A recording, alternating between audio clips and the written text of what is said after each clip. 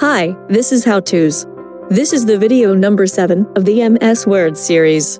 In this video we are going to see how you can use SmartArt in MS Word. SmartArt is a way to turn ordinary text into something more visually appealing.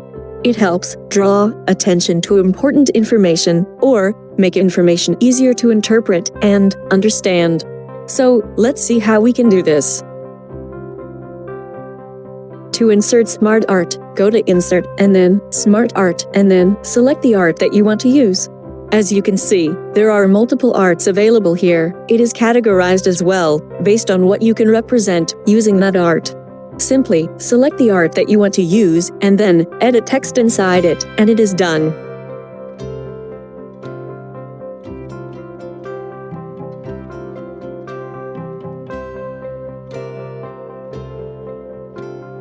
There are many ways by which you can customize the SmartArt.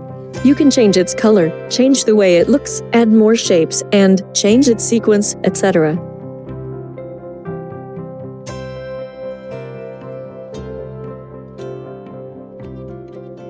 So, this is how you can add SmartArts in Word.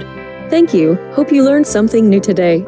Don't forget to like and subscribe this video.